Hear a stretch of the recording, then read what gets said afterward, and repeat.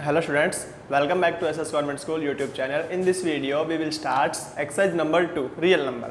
तो देखो students real number क्या होते हैं अपने पास। रियल नंबर से अपने बात करते हैं what is real number.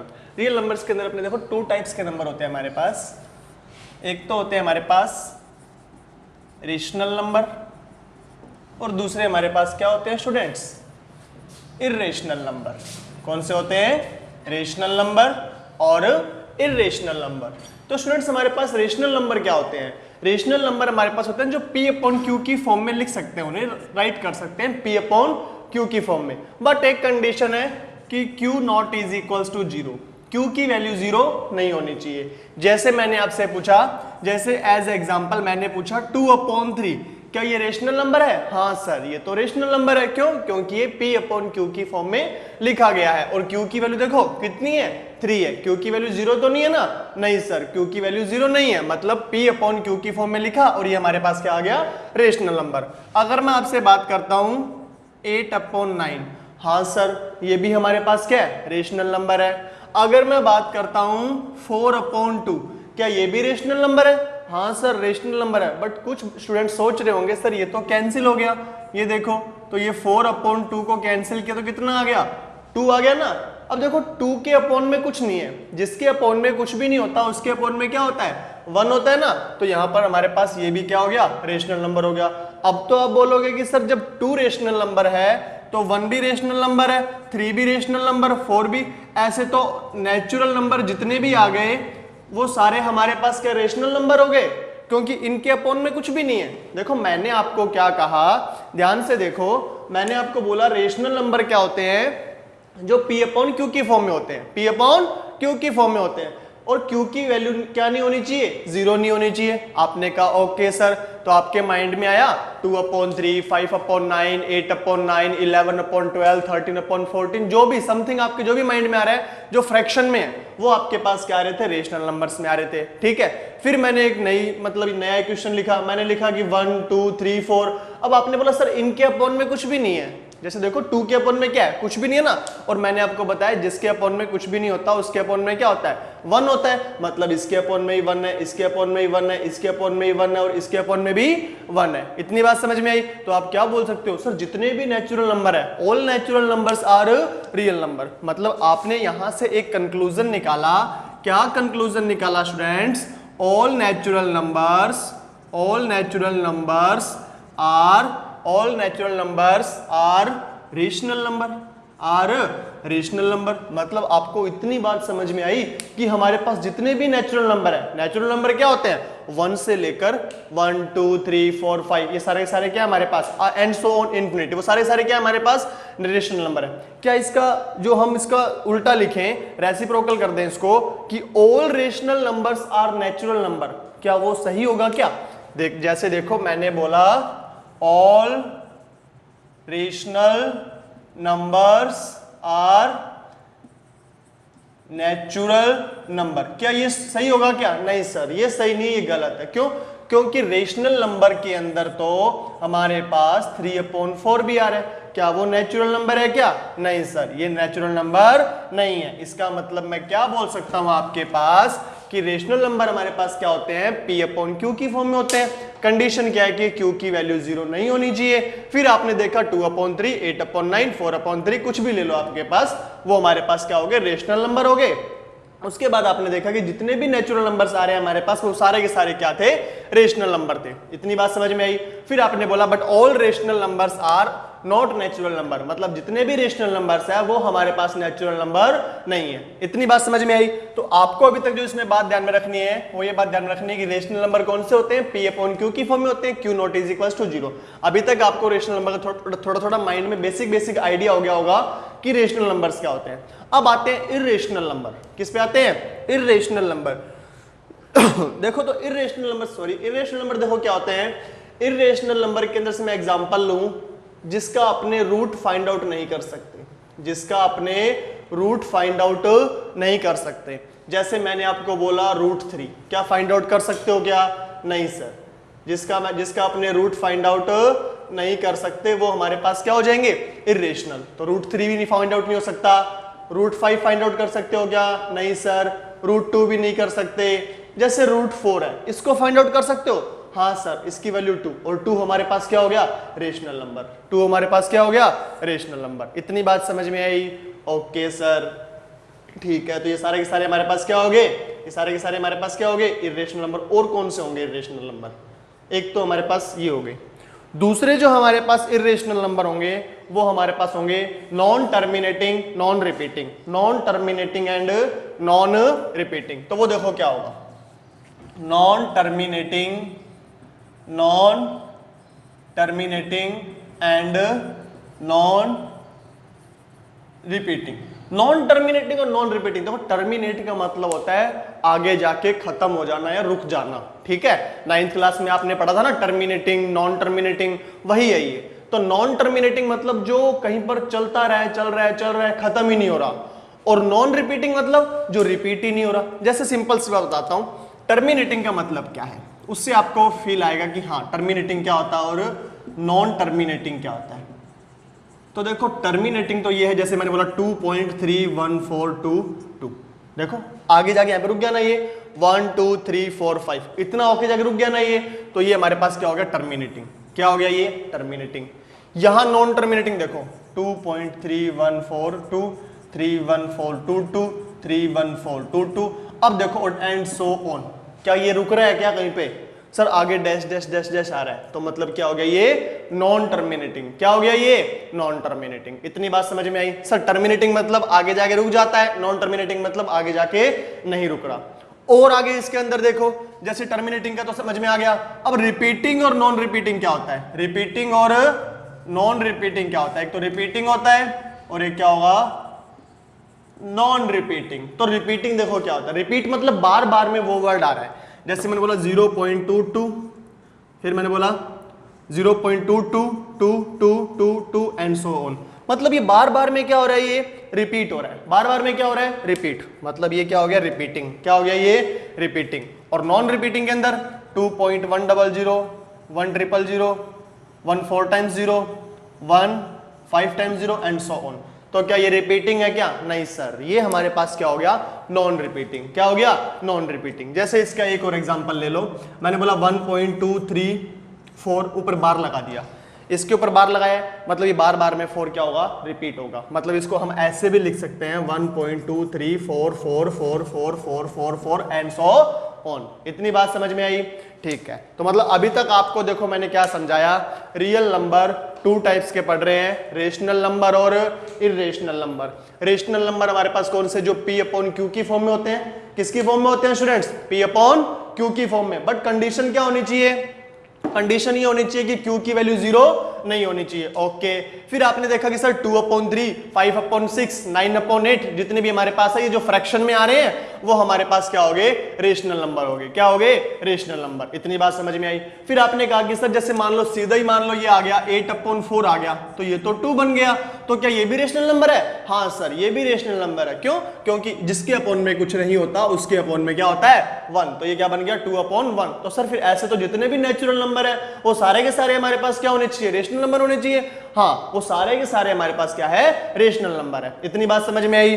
Okay sir. फिर हमने क्या किया? Irrational number. फिर हमने क्या किया? Irrational number. इर्रेशनल नंबर में मैंने आपको एक बात बताई छोटी सी, कि जिसका स्क्वायर रूट फाइंड आउट नहीं कर सकते, जिसका स्क्वायर रूट फाइंड आउट नहीं कर सकते, वो हमारे पास क्या होंगे? इर्रेशनल। एज एग्जांपल मैंने लिया √3, √5, √2, √7, √11, √13, ये सारे हमारे पास क्या हो जाएंगे? Irrational number. क्या हो जाएंगे? Irrational number. इतनी बात समझ में आई? Okay sir. फिर आपने एक नई बात और बताई कि इर्रेशनल नंबर वो होते हैं जो non terminating and non repeating होते हैं। Non terminating and non repeating होते हैं, वो भी हमारे पास क्या होते हैं? Irrational number. वो भी हमारे पास क्या होते हैं? Irrational number. अगर मैं बात करूं इधर, अगर मैं बात करूं आपसे इधर, इसको रफ कर देता हूं मैं, समझाने के लिए था ये, इतना समझ में आ गया होगा, ठीक है। Non terminating and non repeating तो समझ में आ गया। नॉन टर्मिनेटिंग नॉन रिपीटिंग क्या हो गया? मतलब ये नॉन टर्मिनेटिंग और नॉन रिपीटिंग है, तो यहां पर क्या आ जाएगा? यहां पर क्या होगा? मतलब रेशनल नंबर में क्या होगा? सर रेशनल नंबर में हो जाएगा टर्मिनेटिंग, टर्मिनेटिंग एंड रिपीटिंग। तो ध्यान से सुनो, टर्मिनेटिंग का मतलब जैसे मैंने बोला, इसका एग्जांपल लेता हूं। मैंने एग्जांपल लिया 2.3142, क्या ये टर्मिनेटिंग है? हाँ सर टर्मिनेटिंग है। तो क्या ये रेशनल नंबर है? हाँ सर ये रेशनल नंबर है। कैसे कह सकते हो रेशनल नंबर है? सर अगर मैं ये इसको फ्रैक्शन में इसका पॉइंट हटाऊं तो यहाँ पर कितनी डिजिट है? 1 2 3 4। सर यहाँ पर 4 जीरो आएगी, 1 2 3 4। तो ध्यान से देखो, क्या ये P अपॉन क्यू की फॉर्म में नहीं आ गया? हाँ सर P अपॉन क्यू की फॉर्म में आ गया, मतलब ये डिजिट क्या है? रेशनल है। ये डिजिट क्या है? रेशनल है। इतनी बात समझ में आई? Okay sir. सर रिपीटिंग के बारे में भी तो कुछ बताओ। चलो रिपीटिंग का एग्जांपल ले लो। मैंने बोला 1.234 और इसके ऊपर मैंने बार लगा दिया। क्या लगा दिया? बार। इसको या तो ऐसे लिख सकते हो या आप लिख सकते हो 1.23444444444 ये कर दिया। तो आपने ध्यान से देखो, आपने 9th क्लास के अंदर ये क्वेश्चन किया था, ऐसे क्वेश्चन, और आपको लिखा हुआ था कि आप इसको कन्वर्ट करो किसमें? रेशनल नंबर में। आप इसको x मानते थे, x मान के फिर दोनों तरफ क्या करते थे? 1000 या 100 या 10 से क्या करते थे? मल्टीप्लाई करते थे और इसको सोल्व करते थे और लास्ट में आंसर आता था P अपॉन क्यू की फॉर्म में। याद आया कुछ? हाँ सर। तो ये भी हमारे पास क्या हो गए? रिपीटिंग वाले भी क्या हो गए हमारे पास? रेशनल हो गए, और टर्मिनेटिंग वाले भी कौन से हो गए? रेशनल नंबर हो गए। तो इसको भी मैं रफ कर देता हूं, ठीक है? ये लो, इसको भी मैंने क्या कर दिया? रफ कर दिया। इतनी बात समझ में आई? Okay sir. अब एक चीज ध्यान से देखो, मैंने लिखा 100, चलो मैंने लिखा 1000 अपॉन में 10 लिखा, 10 नहीं 100 लिखा, तो वैल्यू कितनी आएगी? सर वैल्यू आएगी 10, वैल्यू आएगी 10, ठीक है? अब इस वैल्यू को धीरे धीरे कम कर रहा हूं मैंने 1000 लिया, यहां पर लिया 10, कितनी आ रही है? सर 100 आ रही है। ओके, मैंने 1000 ही लिया, इस वैल्यू को धीरे धीरे डिक्रीज कर रहा हूं, जो डिनोमिनेटर है ना इसको डिक्रीज कर रहा हूं मैं। यहां पर कितना आ गया? 1000। जैसे जैसे इस वैल्यू को डिक्रीज कर रहा हूं वैसे वैसे ये वैल्यू क्या हो रही है? इंक्रीज हो रही है ना। अब एक केस आ रहा है मेरे पास कि मैं यहां पर जीरो ले आऊं। देखो डिनोमिनेटर में जीरो नहीं हो सकता, नहीं हो सकता ना। मैं इसको क्या ले आया? जीरो ले आया। अब ये मेरे पास क्या बन गया? इन्फिनिटी। देखो कितना बड़ा हो सकता है ये, मैक्सिमम कितनी वैल्यू? जीरो तक, तो ये मैक्सिमम कितनी वैल्यू? इनफाइनाइट तक। तो किसी भी डिजिट के अपोन में जीरो आए तो वो हमारे पास क्या हो जाएगा? इनफाइनाइट। क्या हो जाएगा? इनफाइनाइट। इतनी बात समझ में आई? Okay sir. तो देखो रियल नंबर में आपको पढ़ना क्या क्या है। रियल नंबर के अंदर आपने पढ़ा rational number, irrational number. Okay sir. Rational number sir P upon Q की फॉर्म में, वेरी गुड। इर्रेशनल सर जिसका रूट फाइंड आउट नहीं हो सकता। ओके, इर्रेशनल कौन से? Non terminating and non repeating. मैंने बताया था नॉन टर्मिनेटिंग मतलब जो रुके ही ना, आगे आगे चलते रहे, बट कंडीशन क्या है? Non repeating. अगर वो रिपीटिंग हो गया तब तो वो कौन सा बन जाएगा? रेशनल बन जाएगा ना। इतनी बात समझ में आई? तो जल्दी से जितना भी मैंने बोर्ड पे नोट किया है जल्दी से नोट कर लो इसे। फिर अपने बात करते हैं छोटी सी एक theorem, Euclidean division lemma. Euclidean division Lima. Okay, note कर लिया होगा। चलो देखो लीमा थ्योरम क्या बोलती है हमारे पास। लीमा थ्योरम का स्टेटमेंट देखो क्या बोलता है लीमा थ्योरम का। देखो यूक्लिडियन डिवीजन लीमा, इसका स्टेटमेंट क्या बोलता है? डिवीजन लीमा स्टेटमेंट क्या बोलता है? अगर ये बोल रहा है कि ए को, ध्यान सुनना स्टेटमेंट को पूरा स्टेटमेंट समझ में आएगा। ये बोल रहा है कि अगर ए को मैं बी से डिवाइड करूं, ए को मैं बी से डिवाइड करूं, एग्जांपल से बिल्कुल क्लैरिटी आएगी, बिल्कुल क्लैरिटी आ जाएगी। ए को बी से डिवाइड किया, ये लो मैं दे देता हूं यहाँ पे 9 को 9 थोड़े बड़े ले लेते हैं, 57 को डिवाइड किया 5 से डिवाइड किया, ठीक है? इतनी बात ठीक है? तो ए की वैल्यू कितनी होगी? ए की वैल्यू कितनी है? 5 और बी की वैल्यू है। तो यूक्लिडियन डिवीजन क्या बोलता है? अगर ए को बी से डिवाइड किया तो उसको a is equals to B Q plus R की फॉर्म में लिख सकते हैं। a is equals to B Q plus R, Q यहाँ पे क्वेश्चन, आर यहाँ पे रिमाइंडर। कंडीशन क्या बोल रहा है कि आर की वैल्यू 0 या 0 से बड़ी होनी चाहिए, बट बी से क्या होनी चाहिए? छोटी होनी चाहिए, कि R is greater than equal 0 and less than B. इतनी बात समझ में आई? सर ये क्या लिख दिया, कुछ भी समझ में तो नहीं आया हमें। ओके, इसको देखो, अगर मैं 57 को 5 से डिवाइड करूं तो बताओ आंसर क्या आएगा? सर देखो 5 1 जा 5 0 7, 5 1 जा 5, 7 माइनस 5 कितना आ गया? 2। इतनी बात समझ में आई? ओके, अगर मुझे 57 को लिखना हो तो 57 मतलब ए को ही तो लिखा है, 57 मतलब किसको? ए को ही तो लिखा है। तो 57 को क्या लिखूंगा? अगर मैं 5 को 11 से मल्टीप्लाई कर दूं, 5 को 11 से, तो 5 इंटू 11 55, प्लस इसमें रिमाइंडर ऐड कर दूं, प्लस इसमें रिमाइंडर क्या कर दूं, ऐड कर दूं, तो क्या मेरे पास 57 वापस नहीं आ जाएगा?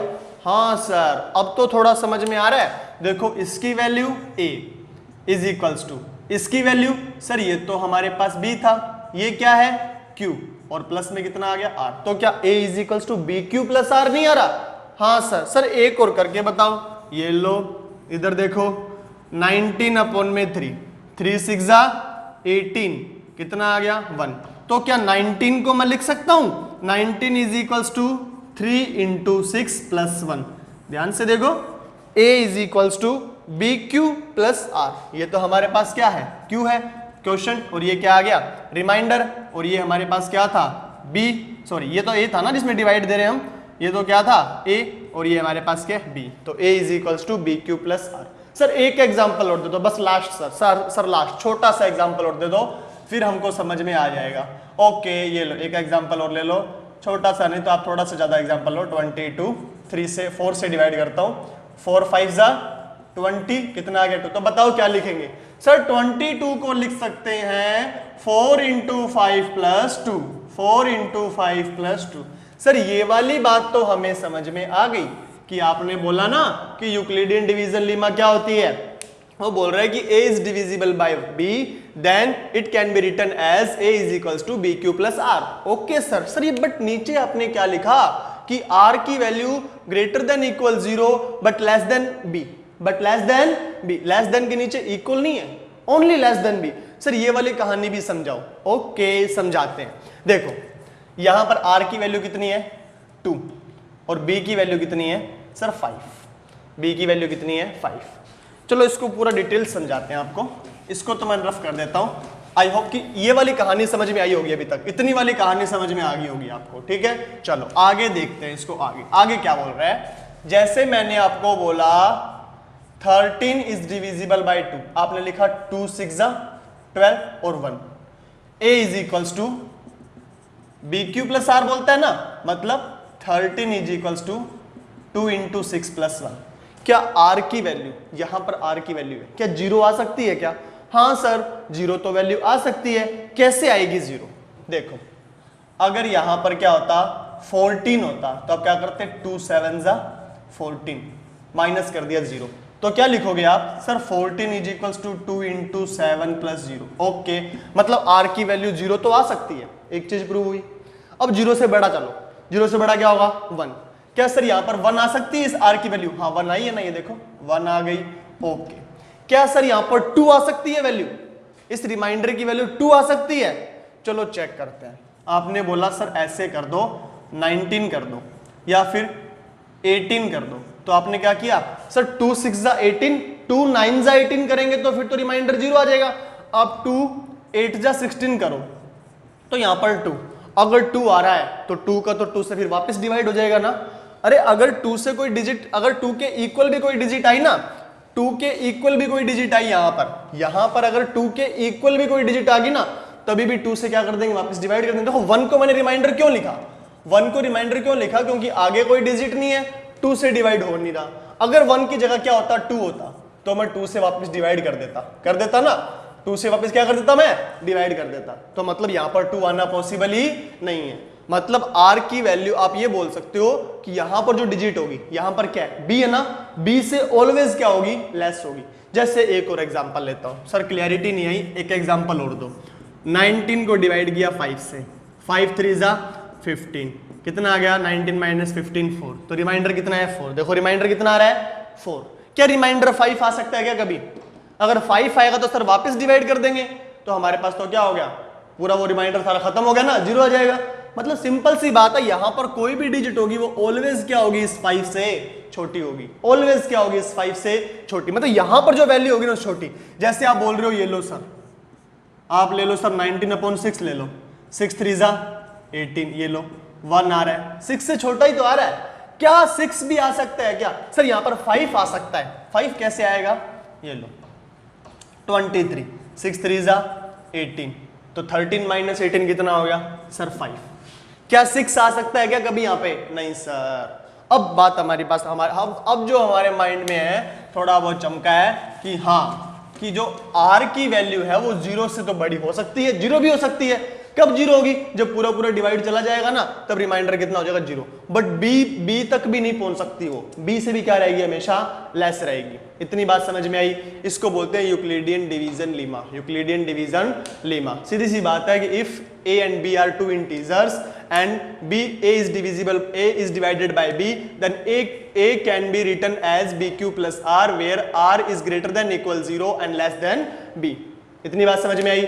मतलब सिंपल सी बात बोल रहा है कि r की वैल्यू हमेशा क्या होगी? 0 या 0 से बड़ी होगी, बट b से क्या होगी?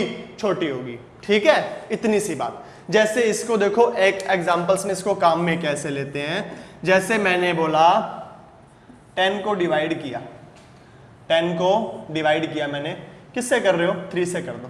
3 3 जा 9, ये देखो 1। तो क्या लिख सकते हो sir? 10 is equals to 3 into 3, 3 into 3 plus 1। इतनी बात समझ में आई? Okay sir. चलो एक एग्जांपल मैं लेता हूं। मैंने डिवाइड किया 45 को डिवाइड किया किससे? 9 से किया, तो 9 5 जा 45, रिमाइंडर 0। तो क्या लिखोगे? ध्यान से देखना, 45 को लिख रहा हूं 9 इंटू 5 प्लस 0। रिमाइंडर की वैल्यू जब 0 आई, ध्यान से सुनते रहना, HCF के अंदर काम में आएगा ये। अगर रिमाइंडर की वैल्यू क्या है? 0 आई। रिमाइंडर की वैल्यू क्या है? 0 आई। ठीक है, और यहां पर आप देख लो, देखो आपको अगर बोले ना कि 9 और 45 का HCF फाइंड आउट करो, 9 और 45 का HCF फाइंड आउट करो, तो देखो यहां पर तो ये 9 आ गया, इसके साथ जो ये आ रहा है ना, Q आ रहा है, ये हमारा क्या हो जाएगा? HCF हो जाएगा। कब होगा ये? जब R की वैल्यू क्या होगी? 0 होगी। जब R की वैल्यू क्या होगी? 0 होगी ना, तो जो ये B के साथ जो हमारे पास जो टर्म होगी एक्स्ट्रा में, वो हमारा क्या हो जाएगा? HCF हो जाएगा। इतनी बात समझ में आई? Okay sir. बिल्कुल एग्जांपल से लेके बिल्कुल ऐसे करेंगे। जैसे मैंने आपको एक क्वेश्चन दिया, क्वेश्चन से आते हैं, क्वेश्चन से समझ में आएगा। एग्जांपल ले लेते हैं अपने। जैसे बोला 81 और 237 का HCF फाइंड आउट करो। 81 एंड 237 का, 237 है ना, 81 एंड कहाँ गया पेज? 81 एंड 237 का HCF फाइंड आउट करो। ठीक है, चलो अब ध्यान से देखो। पहले इसमें देखो बड़ी डिजिट कौन सी है? Sir 237 is greater then 81। 237 is greater then 81, तो 237 यहां लिखो, 81 यहां लिखो।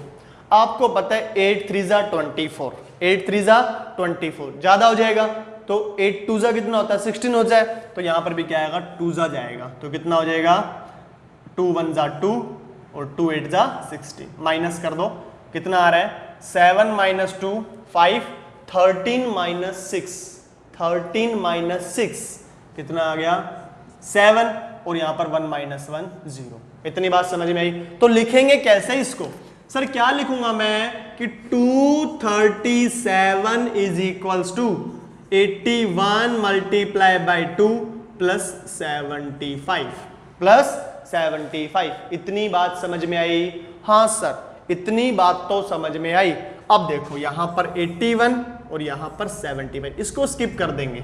ठीक है, अब 81 और 75 ले लो, इसको रफ कर दूं मैं, इसको रफ कर दूं। चलो देखो, अब लेंगे 81 और 75, तो क्या लिखूंगा मैं? क्या लिखूंगा? 81 इज इक्वल्स टू 75।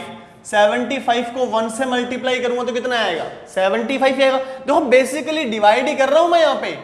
81 75 कितना आ गया? 6, ये है ना, तो यहां पर क्या आएगा? 6। देखो 75 इंटू 1 प्लस 6। इतनी बात समझ में आई?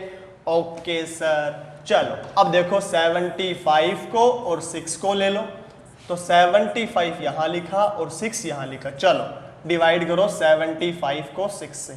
6 1 जा 6, 7 माइनस 6 1, 5 6 2 जा 12, तो कितना आ गया? 3। तो क्या लिखोगे? 12 6 जा 72, 72 प्लस 3। देखो यही तो है, ये तो लिख दिया हमने। चलो आगे चलते हैं अपने इसके अंदर, क्या आएगा अपने पास? देखो अब अपने पास 6 और 3, तो 6 is equals to 3 multiply by 2 plus 0, 3 multiply by 2 plus 0। तो यहाँ पर हमारे पास क्या आ जाएगा, इसका जो HCF आ जाएगा वो कितना आ जाएगा 3। HCF कितना आ जाएगा हमारे पास 3। जल्दी से वीडियो को पॉज करो और इसे नोट करो, जल्दी से नोट करो इसे। कर लिया नोट? कर लिया। देखो दोबारा, इसको दोबारा से देख लो। सबसे पहले आपको देखना है 237 और 81 में से ग्रेटर देन कौन है। तो आपने देखा कि 237 इज ग्रेटर देन 81, इसको इसमें डिवाइड किया, ऐसे लिख सकते हैं। यहां पर ध्यान रखना हमेशा क्या होगा, जो टर्म इसमें यूज में आई है वही टर्म नेक्स्ट स्टेप में यूज में जरूर आनी चाहिए। सिंपल सी ट्रिक बता रहा हूं, कोई ऐसे नहीं कि किसी बुक में लिखा हो, ऐसे नहीं है। आप ध्यान में रखो कि यहां पर देखो 237 और 81 में से क्या यूज में आ रहा है, इन दोनों के अंदर 237 दिख रहा है, इसमें नहीं दिख रहा, 81 दिख रहा है। हाँ सर, देखो कंफ्यूजन क्या होती है स्टूडेंट को, स्टूडेंट ये तो ले लेते हैं 75 तो ले लिया, देखो नेक्स्ट स्टेप में जब जाओगे, जब 75 लोगे, अब एक और टर्म लेनी होती है। सर 81 ले या 2 ले, तो आप इन दोनों में से एक टर्म देखो, इन दोनों के अंदर कौन से यूज में आ रही है। 81 आ रही है ना, मतलब क्या ले लिया आपने 81 एंड 75। इतनी बात समझ में आई? ओके सर, तो 81 और 75 लिया। अब सर जब हमको नेक्स्ट टर्म ले, इसके बाद जो टर्म लेनी है उसमें 6 तो हम ले लेंगे सर, वो तो हमें पता है। इन दोनों में से कौन सी टर्म ले, तो आप इन दोनों में से दोनों टर्म को देखो, 75 और 1, इन दोनों में देखो। यहां पर आपने क्या लिया था, 81 एंड 75 लिया था ना, यहां पर क्या 75 एंड 1। अब देखो 75 और 1 में कौन आ रहा है, 75 आ रहा है ना, तो नीचे वाले टर्म में क्या आ जाएगा 75 आ जाएगा। क्या आ जाएगा 75। ठीक है, अब आपने 75 और यहां पर 6 इससे सोल्व किया आपका। सर हम 3 तो ले लेंगे, नेक्स्ट जब स्टेप में जाएंगे तो 3 तो लेंगे हम।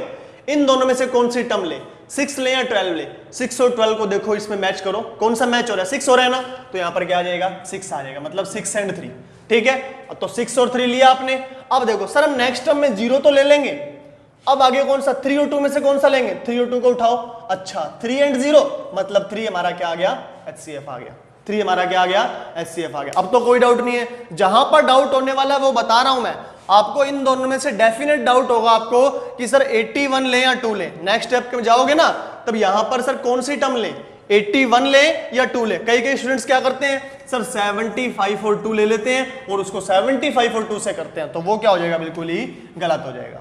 इतनी बात समझ में आ रही है? इतनी बात समझ में आ रही है ना, तो जल्दी से वीडियो को पॉज करो और इसे नोट करो। ठीक है, नोट कर लो इसे। ओके चलो रफ कर देता हूं मैं। ये आ रहा है नीचे, आ रहा है क्या नीचे वीडियो में? ओके आ रहा है। चलो देखो इधर, इतनी बात समझ में आई होगी आपको। आगे देखो, आगे देखो आप, जैसे आपको एक और एग्जांपल से आपको समझाता हूं, ध्यान से देखना आप। जैसे यहां पर 16 लिखा हुआ है, क्या लिखा हुआ है 16, तो आप क्या लिखोगे सर, 16 को लिखेंगे, चलो 16 छोड़ो, मैं आपको ये बोलता हूं कोई इवन डिजिट ले लो, इवन नंबर ले लो। इवन नंबर कौन सा होता है सर, इवन नंबर वो होता है जो 2 से डिवाइड होता है, 2 से डिविजिबल होता है, और रिमाइंडर क्या आ जाए, 0 आ जाए। रिमाइंडर क्या आ जाए, 0 आ जाए। जैसे मैंने बोला 18, तो इवन है या ओड है सर, 2 से डिवाइड करके देख लो कितना आ रहा है 9, तो आप इसको ऐसे लिखते हो ना, 18 को 2 से डिवाइड किया, 2 9 जा 18 0, तो क्या इसको ऐसे लिख सकते हो आप कि 18 इज इक्वल्स टू 2 इंटू 9। ठीक है, ओके। और कोई इवन नंबर आपके माइंड में आ रहा हो, कोई भी इवन नंबर ले लो।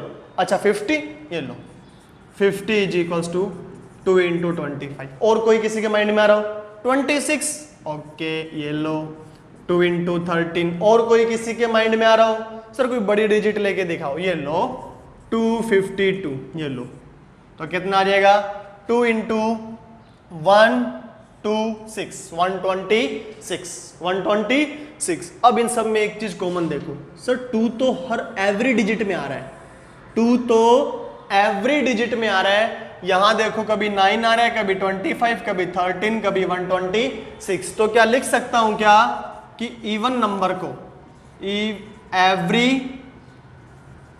इवन नंबर कैसे लिख सकते हैं अपने, 2 इंटू क्यू की फॉर्म में लिख सकते हैं, 2 इंटू क्यू की फॉर्म में लिख सकते हैं। क्यू की वैल्यू कुछ भी हो सकती है, क्यू की वैल्यू कुछ भी हो सकती है। इतनी बात समझ में आई? Okay sir. अगर ऑड नंबर लिखना हो मुझे, तो जैसे 19 ले लो, 19 को लिखना तो क्या लिखोगे, 2 8 जा 2 9 जा 18, और माइनस कितना आ गया 1, तो 19 को क्या लिखोगे 2 इंटू 9 प्लस 1। जैसे आपको और कोई ओड नंबर, ये ओड नंबर की बात हो रही है, ठीक है। अगर कोई और ओड नंबर, सर 21 लेके दिखाना, ये लो 2 इंटू 20 प्लस 1, ठीक है। और कोई ओड नंबर लेके दिखाओ सर, चलो 53, तो 2 इंटू कितना आ जाएगा अपने पास, 2 1 जा 2, 2 6 जा, सॉरी 2 2 जा 4 और कितना आ गया 1 2 6 जा 12 प्लस 1, ठीक है। 26 2 जा 52 डायरेक्ट, ठीक है। और कोई सर ओड नंबर, कोई भी ओड नंबर ले लो आपके माइंड में आ रहा है, कोई भी, ये लो 15 ले लो, ठीक है। 2 इंटू 7 प्लस 1, इन सब में क्या चीज कॉमन आ रही है सर, एक चीज तो ये कॉमन आ रही है 2 2 2 2 2 2 2 2 2, तो क्या लिख सकता हूं मैं, एवरी ऑड नंबर 2 इंटू, क्या इस कॉमन आ रहा है क्या, नहीं सर, या तो कोई भी डिजिट हो सकती है क्यू, और यहाँ पर ये कॉमन आ रहा है प्लस 1, तो 2q प्लस 1 की फॉर्म में लिख सकते हैं। इतनी बात समझ में आई, मतलब एवरी इवन नंबर को मैं लिख सकता हूँ 2 इंटू एम।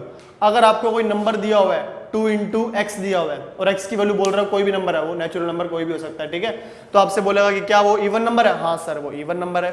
जैसे बोल दिया every odd number 2q plus 1 की फॉर्म में, तो वो क्या हो जाएगा हमारे पास ओड नंबर हो जाएगा। इतनी बात समझ में आ रही है, ओके सर। चलो एक बात और बताता हूँ, छोटी सी बताता हूँ। जैसे कोई 2 कंजुगेटिव नंबर्स है, 2 कंजुगेटिव नंबर्स का मल्टीप्लाई क्या होगा, मतलब 2 लगातार नंबर आ रहे हैं उनका मल्टीप्लाई क्या होगा। जैसे एक बात तो आपको ये याद रखनी है, एक ही, ठीक है, विद कंसेप्ट, ठीक है। एक बात और देखो, लास्ट बात, लास्ट आपके पास देखो, जैसे मैं आपको ये बोल दूं कि 2 इंटू 3 करो, कितना आ रहा है 6, ये 2 कंटिन्यू नंबर है ना, कंजुगेटिव नंबर है ना, लगातार नंबर है, ओके। चलो अगर मैं आपसे बोलूं कि 4 इंटू 5 करो, तभी भी कितना आ रहा है 20 आ रहा है, ओके सर। मैं आपको बोलूं 11 इंटू 12 करो, तो भी कितना आ रहा है 132। सर ये भी बात समझ में आई। कोई बड़ी डिजिट ले लो सर, ये लो 15 इंटू 16 ले लिया, 15 इंटू 16 ले लिया, 15 6 जा 90, 0 9, 15 1 जा 15 और 9 24, ये लो, ये भी क्या आ गया 244। ये भी देखो, ये भी इवन नंबर आ रहा है, ये भी इवन आ रहा है, ये भी इवन आ रहा है और ये भी इवन आ रहा है। अब आपके माइंड में कोई भी डिजिट चल रही है वो ले लो सर। 121 मल्टीप्लाई 122, देखो 121 मल्टीप्लाई 122, 2 1 जा 2, 2 2 जा 4 और 2 6, 2 1 जा 2 और 1 3 और 4 7, 2 1 जा 2 और 2 4, 1 1 जा 1, देखो कितना आ रहा है 14762। बात समझ में आ रही है, मतलब मेरे कहने का मतलब क्या है वो समझ रहे हो क्या। अगर कोई भी 2 कंजुगेटिव नंबर लो, लगातार नंबर लो और उनका मल्टीप्लाई करो, तो ऑलवेज हमारे पास क्या आएगी, इवन नंबर आएगा। क्या आएगा, इवन नंबर आएगा। मतलब इसको एज शॉर्ट में इसको लिख सकता हूं मैं कि कोई एक नंबर आपने लिया n और उसको मल्टीप्लाई किया n+1 से। n मतलब n की वैल्यू कुछ भी ले लो, आपने लिया n की वैल्यू सर 21 लिया हमने, तो 21 को 22 से मल्टीप्लाई करो ना, 21 को 22 से मल्टीप्लाई करो ना, 21 2 जा 42, 2 4 42 और 42 और 4 कितना आ गया 46। देखो ये भी इवन नंबर आ रहा है, तो जो नंबर आएगा वो क्या आएगा, इवन नंबर आएगा। क्या आएगा, इवन नंबर। तो ये छोटी छोटी बातें आपको ध्यान में रखनी है, ठीक है, कि अगर कोई एवरी इवन नंबर किसकी फॉर्म में होता है, 2q की, every odd number 2q plus 1 में, अगर 2 कंजुगेटिव नंबर्स को आपने क्या किया, मल्टीप्लाई किया, तो वो हमारे पास क्या आएगा, इवन नंबर आएगा। ठीक है, आज के लिए अपने बेसिक इतना ही। नेक्स्ट वीडियो में अपने स्टार्ट करते हैं exercise number 2.1। Till then stay safe, stay happy.